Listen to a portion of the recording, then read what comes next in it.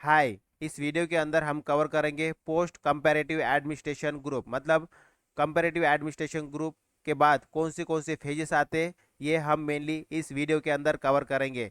देखिए, in 1971 Richard Gable okay succeeded Fred W Riggs as a chairperson of comparative administration group. तो comparative administration group के नए chairman बन जाते Richard Gable okay after succeeding Fred W Riggs. So just before leaving his chair, who Fred W. Rigg, in 1971 itself, Rigg presented final report of CAG, okay, comparative administration group की एक final report present करते, okay.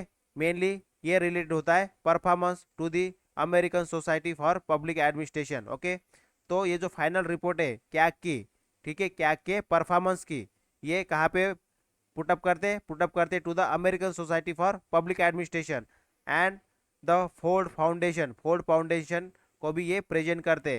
Ford foundation कौन थे? ये mainly funding agency थी for the CAG के लिए, okay. That is comparative administration group के लिए जो फंड प्रोवाइड कर रही थी वो एजेंसी थी Ford foundation.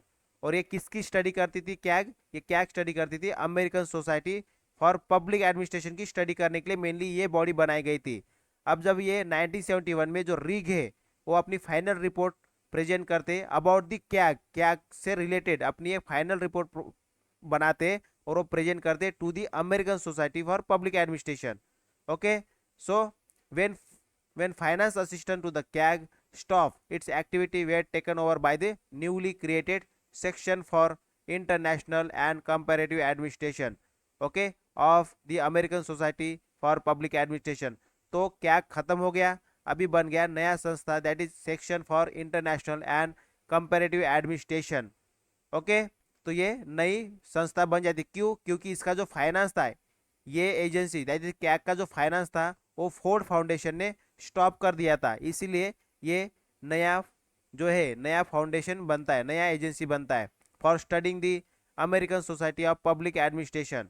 So Fred Riggs become the first chairperson of the section for international and comparative administration from 1973 to 74 and activities of the newly formed, okay, until the American Society of Public Administration were implemented through the rigorous effort in organizing workshop and discussion panel। तो उसके बाद वो नए नए discussion और workshop conduct करते after become the chairperson. So it may be recalled that in 1971 Rigg had published the final anthology of CAG entitled Frontier of Development Administration, okay। 2 year later in 1973 he published monographs मतलब किसी specific subject के ऊपर detail study, that is monograph. So on the prismatic society revisited, okay, for the institution of social studies, okay, Hague Netherland. तो ये जो institution है, institution of social study Netherland की, इसके लिए एक एक रिपोर्ट जो है, जो रिग है, वो एक रिपोर्ट पब्लिश करते, ओके, फॉर किससे रिलेटेड? प्रिस्मेटिक सोसाइटी रिविजिटेड, उस रिपोर्ट का नाम होता है, ठीक है, इस रिपोर्ट का नाम है। और ये मेनली किसकी किससे रिलेटेड है? इस इंस्टीट्यूशन को वो सबमिट करते, ओके, इस इंस्टीट्यूशन के लिए ये रिपोर्ट बनाते और उस रिपोर्ट का नाम था prismatic society revisited. This is the monograph means a detail study on particular subject. So इन्होंने डिटेल स्टडी किया इस सब्जेक्ट के ऊपर, मतलब प्रिस्मेटिक सोसाइटी रिविजिटेड के ऊपर, मतलब प्रिस्मेटिक सोसाइटी के ऊपर, ओके, और उसका नाम दिया prismatic society revisited. So in this monograph certain newly dimension of prismatic metaphors were investigated and elaborated, okay। So this was followed by the another monograph applied prismatic in the year 1978। तो जब prismatic society revisited ये monograph बनाने के बाद फिर ये 1978 में नया मोनोग्राफ बनाते, okay, that is applies prismatic in the year 1978। before that this was published in the 1973, this one, okay, prismatic society revisited, which further modified the prismatic model। So a few years later Rigg had stimulated dialogue with the eminent philosopher that is Daya Krishna, okay। दया कृष्णा के साथ ये discussion शुरू कर दे, okay. इनकी मुलाकात होती है इनकी इनकी इनकी ऋग्वेद की, ओके, फ्रेडरिक रिग की मुलाकात होती है दया कृष्णा से through the media of administrative change and international journal in the year 1987 में. So the dialogue was published in a book form entitled development debate. Okay, इस बुक के अंदर इनके डायलॉग क्या होते, पब्लिश होते. Followed by Riggs in the year 1987 devoted himself to the theme of bureaucratic politics, unity of politics and administration and presidentialism. Okay, the American system of government. इन सब की study करने में जो रिग है, Frederick rig, वो अपने को devote कर देते. From 1987 to recognize the remarkable contribution to the Frederick to the study of comparative public administration, an annual, that is Frederick Prize, was instituted by the, okay, section for international comparative administration in the year 1987.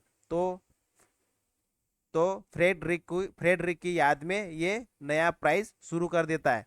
कौन? ये institution. Okay, SICA institution started annual prize, okay, to the scholars, okay, to make outstanding contribution. जो scholar एक outstanding contribution provide करते to the advancement of comparative administration, comparative public administration, उनको ये prize दिया जाता था, Frederick prize. Okay, so first 3 recipient of this prize were the William Stephen, John Montgomery and Ferrell Heady.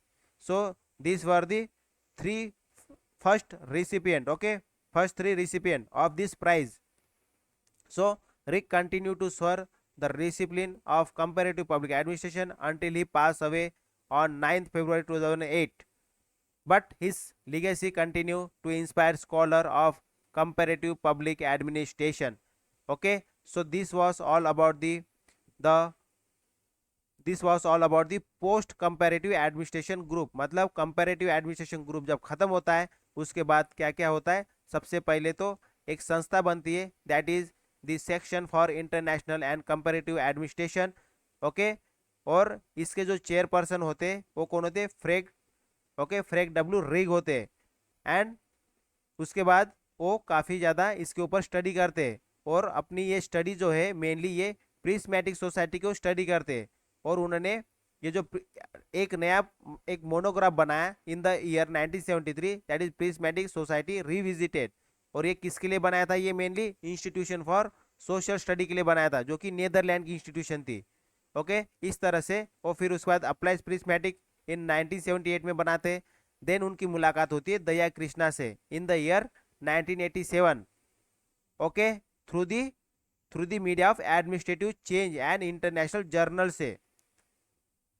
Then वो 1987 से किसके ऊपर काम करना शुरू कर देते? Bureaucratic polity, unity of politics and administration and presidentialism. Okay, मतलब मेनली वो अमेरिकन सिस्टम ऑफ गवर्नमेंट की सिस्टम, अमेरिका की जो गवर्नमेंट सिस्टम है उसकी स्टडी करना शुरू कर देते फ्रॉम द ईयर 1987. देन जो सीखा थी, जो कि कंपैरेटिव एडमिनिस्ट्रेशन ग्रुप के बाद बनी थी, वो एक नया अवार्ड शुरू करते, that is Frederick prize. Okay, Frederick prize award शुरू करते from year 1987, just to remember the Fred W Riggs. And this prize is given to the scholar who is contributing for the advancement of the comparative public administration. And this were the 3 first recipient who got this prize. Okay, Frederick Prize. So this is all about the mainly post comparative administration group. Okay, and these all are the phases. Next video में हम cover करेंगे sections for international and comparative administration. Okay, section for international and administration, comparative administration, that is this caeca. Okay, जो नया जो agency बनी. Okay, so that's all for this video. Thank you. Bye bye.